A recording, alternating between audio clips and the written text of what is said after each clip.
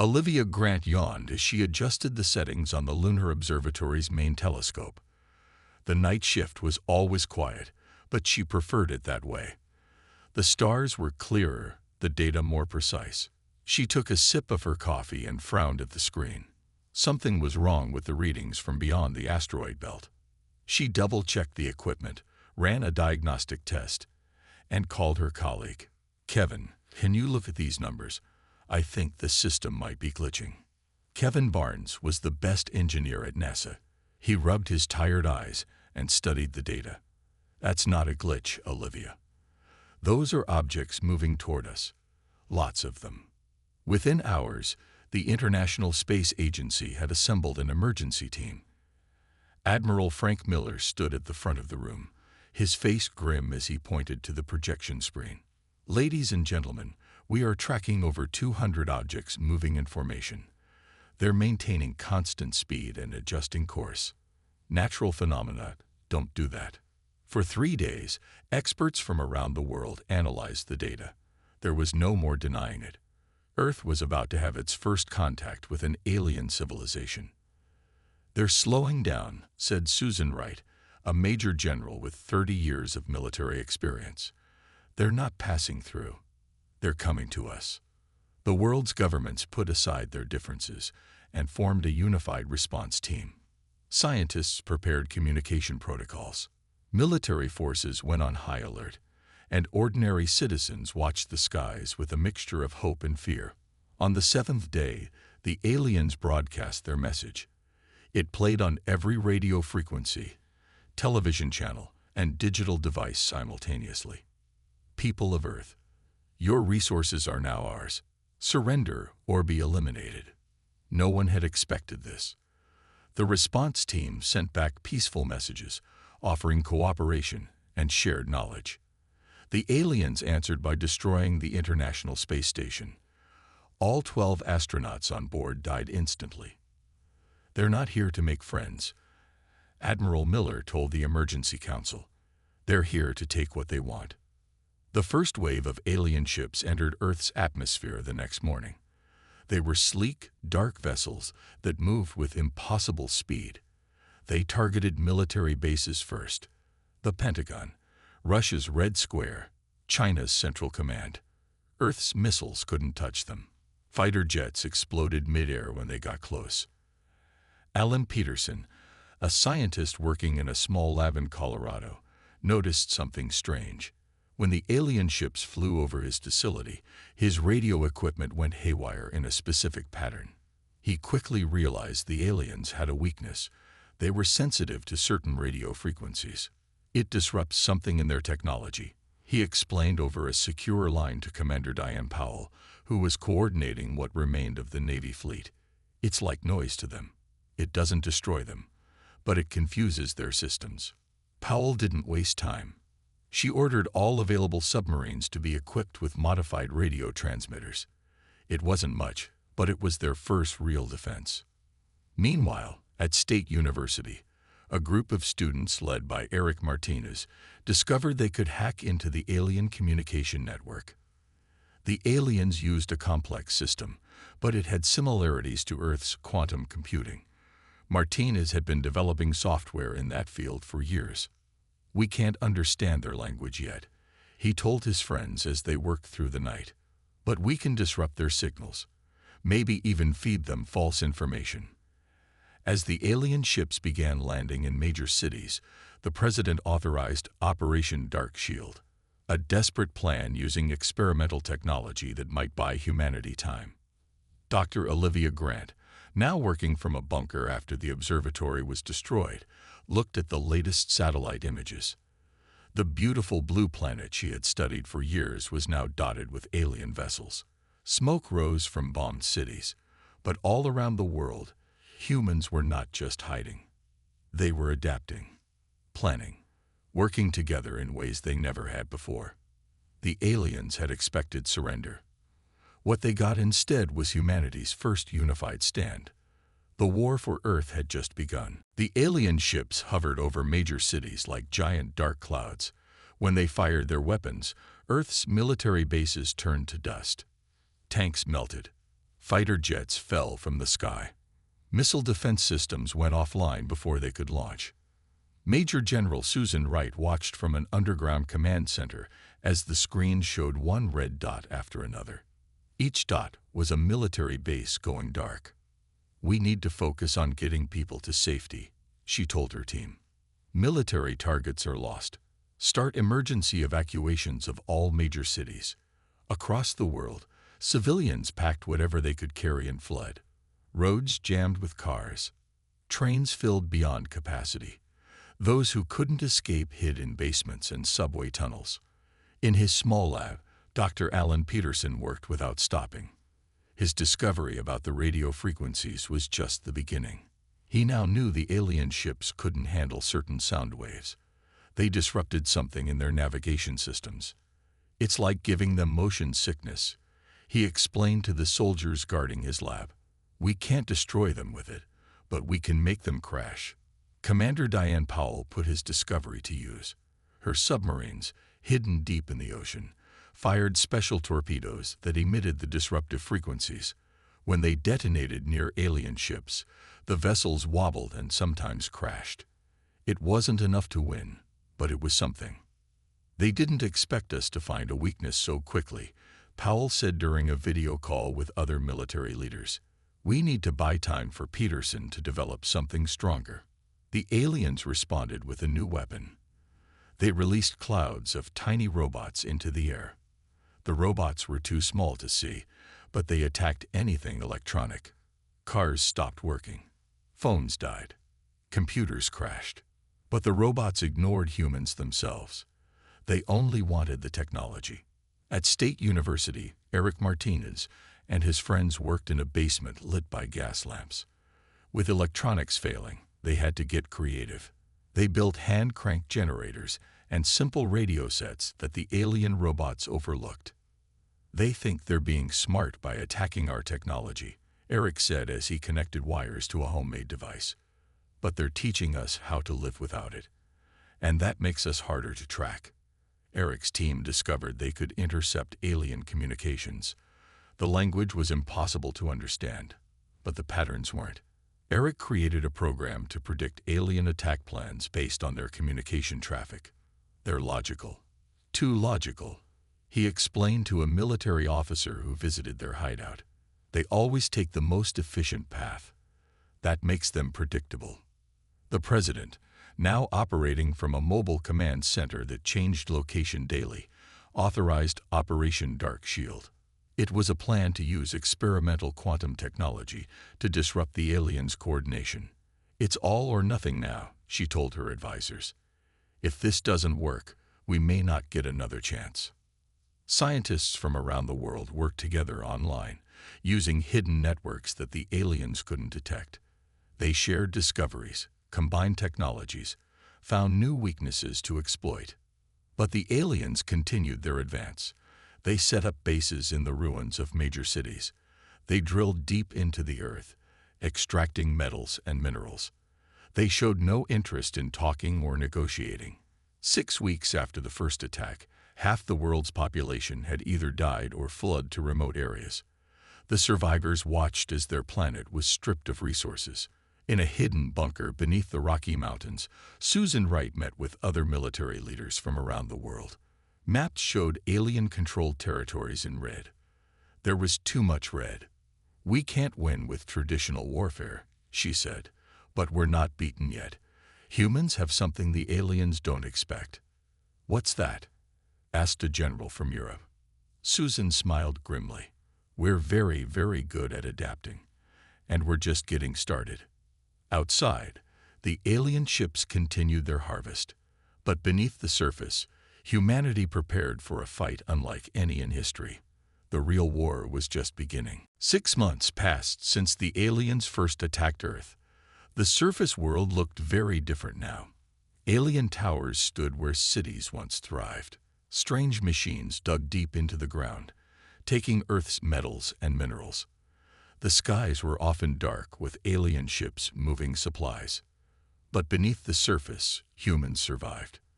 They built networks of tunnels connecting old subway systems, sewers, and natural caves. They formed the resistance. Laura Collins never expected to lead anyone. Before the invasion, she taught history at a high school in Iowa. Now she led 300 survivors in an underground base beneath the ruins of Des Moines. The aliens don't patrol the cornfields much, she told her scout team. We can gather more food tonight if we're careful. Laura's group had learned many things about the invaders. The aliens didn't see well in darkness. They relied on heat sensors that could be fooled by simple tricks like wrapping yourself in wet cloth. And they never expected attacks from below. In a workshop area, Paul Davis worked with tools he had made himself. Before the invasion, he fixed cars at a local garage. Now he built weapons using parts from damaged alien technology. Their weapons don't work if we change the power source, he explained as he showed others how to modify alien guns. They need their special energy, but I figured out how to make them run on our batteries. Each resistance cell across the world learned different things about the aliens, and they shared this knowledge through the Nexus, a communication system that used old radio equipment and ham radios. The aliens didn't monitor these outdated technologies. Dr. Howard Lee made an important discovery in his underwater lab near the coast of what was once California. As a marine biologist, he noticed something strange about the aliens' behavior.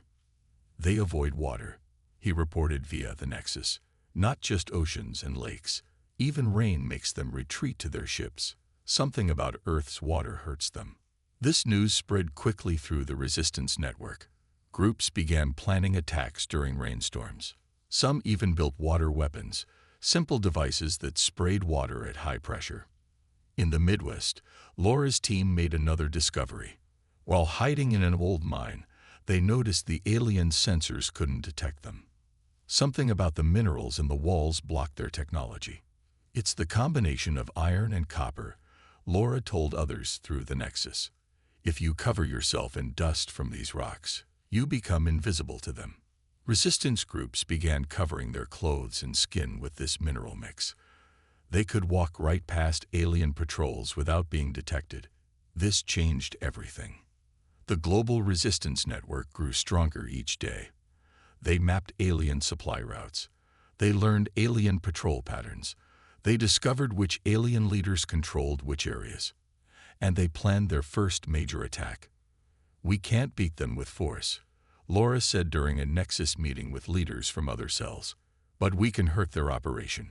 If we target their supply chains all at once, we can slow them down. The plan was simple but dangerous. On the same day at the same time, resistance groups around the world would attack alien supply routes. They would use everything they had learned: water weapons, modified alien guns, and the element of surprise. We're calling it Operation First Strike, said Victor, a resistance leader from Europe. It won't drive them off our planet, but it will show them we're not beaten. Laura looked at the faces of her team. Some were former teachers like her. Others were farmers, doctors, store clerks, students, normal people forced to become fighters. They were scared but determined. The aliens think they've won, she told them the night before the attack. They think we're just hiding and surviving. Tomorrow, we show them what humans do when pushed too far. We don't just survive. We fight back. Across the world, resistance fighters prepared their weapons and checked their plans. Operation First Strike would begin at dawn. Operation First Strike worked better than anyone expected. Across the world, resistance fighters attacked alien supply routes at the same time. They used water weapons, modified alien guns, and their knowledge of Earth's terrain. The aliens lost many ships and supplies. For the first time since the invasion, the aliens seemed confused. But the resistance paid a high price. Many fighters didn't return from their missions. Those who did brought back important information and stolen alien technology. Sandra Mitchell studied the alien devices in her hidden workshop. Before the invasion, she designed engines for NASA. Now she worked with parts from a damaged alien ship. Their technology isn't magic, she told the resistance leaders who gathered around her workbench. It follows rules we can understand. They use metals in ways we never thought of, but the basic science is similar to ours. Sandra discovered how alien ships moved so fast. They didn't burn fuel like Earth rockets. Instead, they pushed against Earth's magnetic field, like two magnets repelling each other. "If we can copy this system," she said, "we can build vehicles that move as fast as theirs." While Sandra worked on transportation, Carl Wilson focused on the aliens' computer systems. Carl used to design video games before the invasion. Now he led a team of hackers who found ways into alien networks. Their computers are protected by codes that change constantly, Carl explained as his fingers flew over a keyboard. But they follow patterns. Once you see the pattern, you can predict the next code. Carl's team created viruses that could slip into alien systems. The viruses didn't destroy the systems right away. Instead, they waited, hidden, gathering information, and spreading to other alien computers. Maria Garcia made another important discovery. As a geologist, she studied Earth's soil and rocks.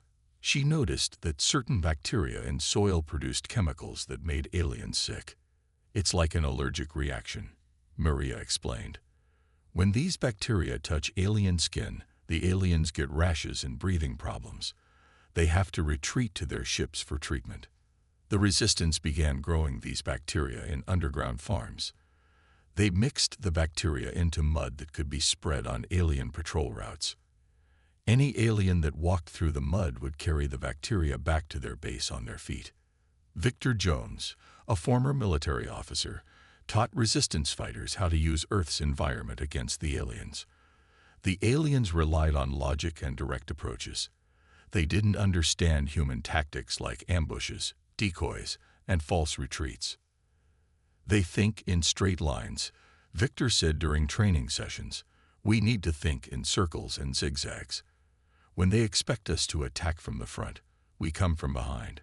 When they expect us to retreat, we stand and fight." These tactics confused the aliens, who couldn't predict what humans would do next. The biggest discovery came when a resistance team raided an alien research facility. They found evidence that the aliens were organized like insects. Worker aliens followed orders from queen aliens who stayed hidden in the main ships.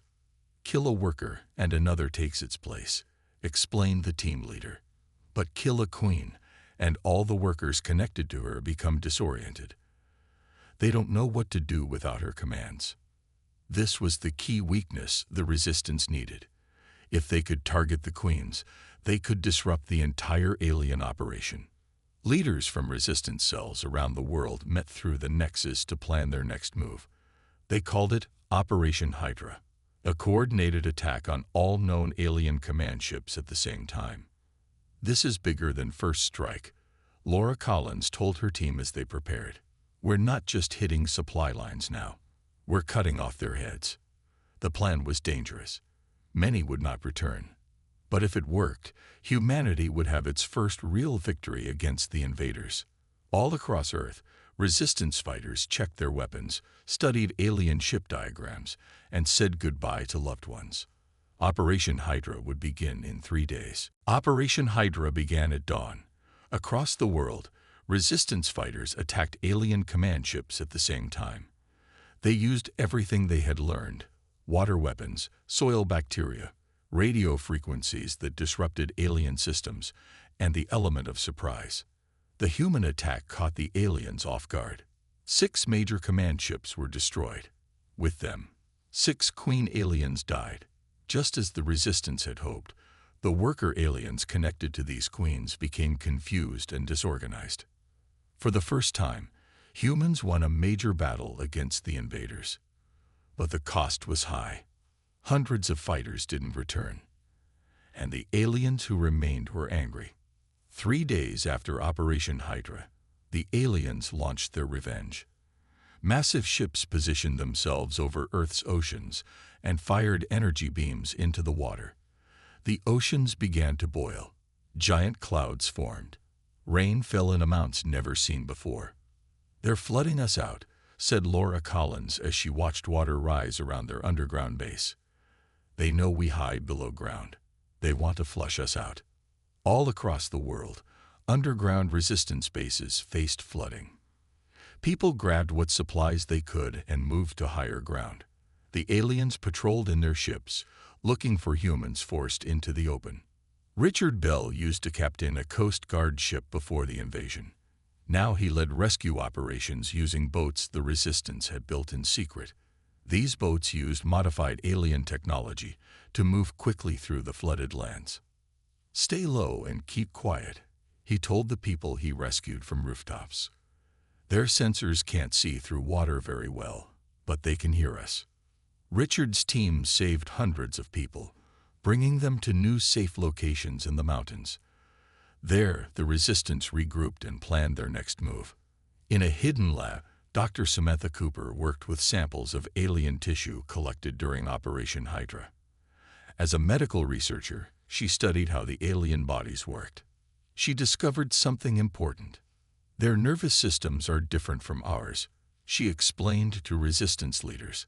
They communicate with electrical signals that are much stronger than human nerve signals. If we create the right kind of electrical pulse, we can disrupt their systems. Samantha created a device that could send out these disruptive pulses.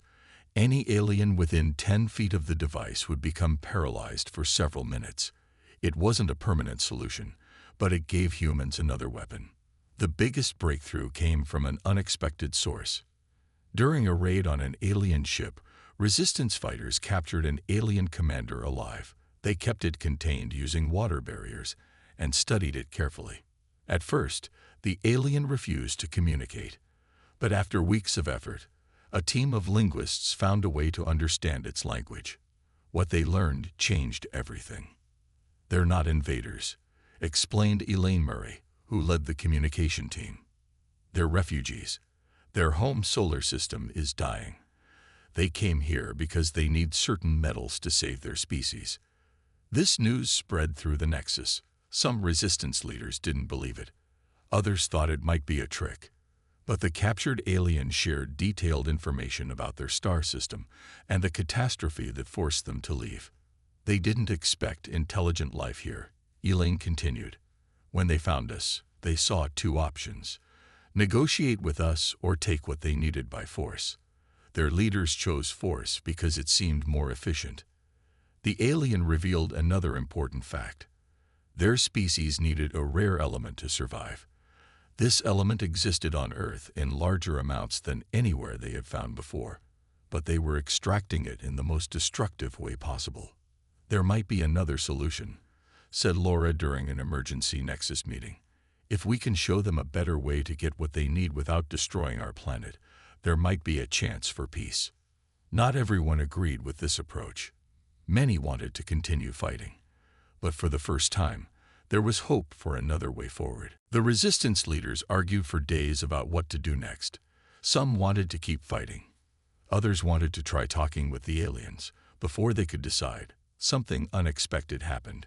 A small alien ship approached a Resistance base with its weapons powered down. It broadcast a message in broken English. "We come to talk. Not all agree with war." Inside the ship was an alien who called himself Zartal. He was a commander who disagreed with how his people were treating Earth. He brought 5 other aliens who felt the same way. "Our leader's wrong," Zartal told the shocked Resistance members.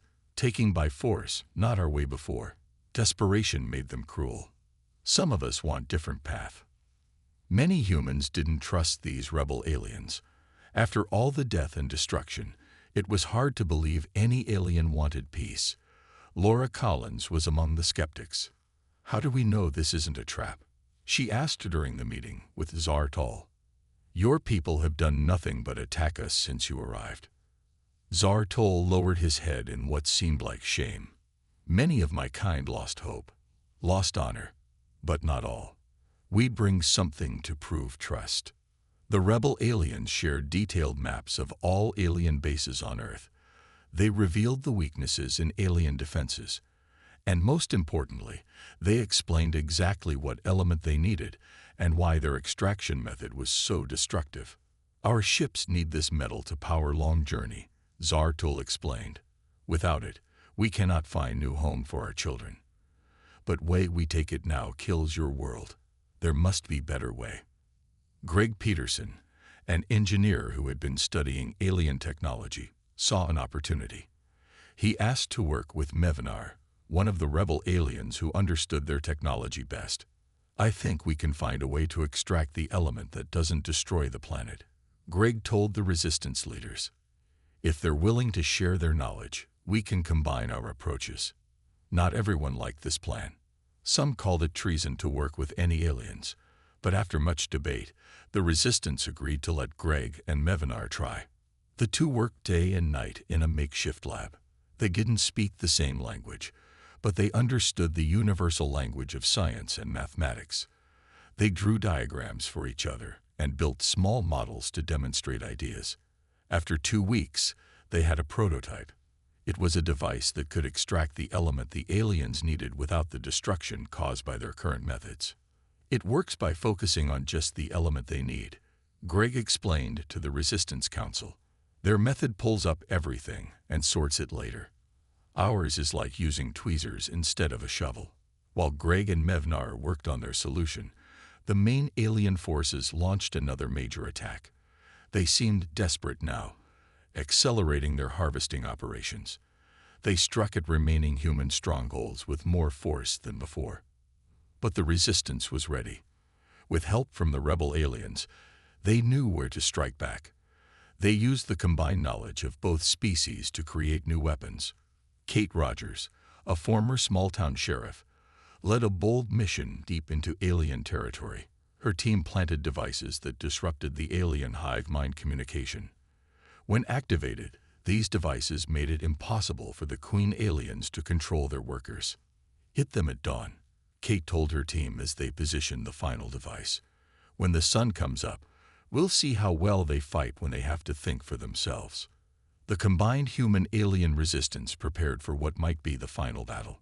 Greg and Mevinar rushed to complete enough extraction devices to demonstrate their solution to the main alien force. Kate's team finished placing their disruption devices. As dawn approached, both sides knew everything would change by the end of the day. Either humans and rebel aliens would find a path to peace, or Earth would face its darkest day yet. Kate Rogers activated the disruption devices at dawn. Across the world, the devices sent out pulses that blocked the Queen's control signals. Worker aliens stumbled and looked confused. Some dropped their weapons. Others bumped into each other, unsure what to do without orders. At the same time, the main human-alien resistance force launched their attack. With the workers confused, they faced much less resistance. They pushed toward the central alien command ship where the alien supreme leader waited. Laura Collins led one of the attack groups.